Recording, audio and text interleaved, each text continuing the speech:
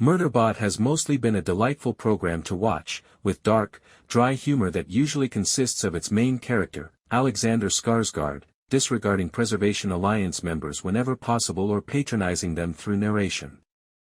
Although Murderbot has previously displayed tension regarding its relationship with its human clients, such as after killing Leebeebee in Episode 6, Command Feed, it has only now and then displayed vulnerability. One sequence in the most recent episode, Foreign Object, however, exposed the SecUnit's profound fears regarding its own vulnerability. Murderbot's secret past is revealed as it tries to help the crew and gradually becomes a more engaged, albeit reluctant, member of the squad. This includes what transpired on a prior mission, which it has thought about several times this season.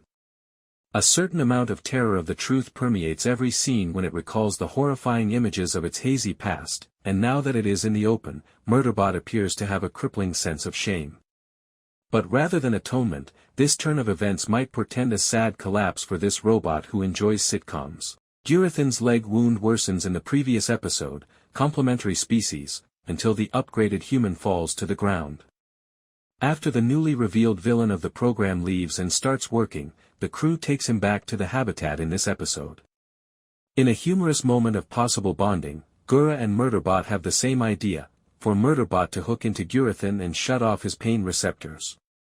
The strategy is successful. Murderbot even disables Gura's vision so he cannot observe the operation. As it notes, Murderbot's objectives are primarily centered on not wanting to hear him scream since it will be bothersome, even though the notion that these two have similar minds promotes growth.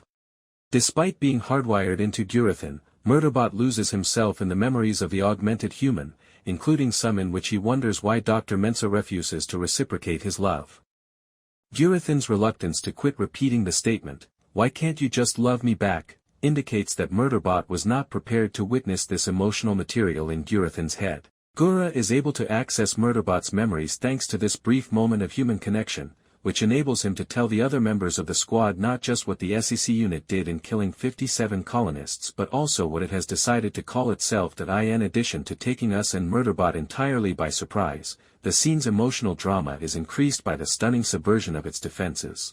Gura revealing its self-given moniker, Murderbot, is what really embarrasses it, even if Murderbot is furious that Preseux now knows that it killed 57 people just as it was starting to convince them to listen to and trust it.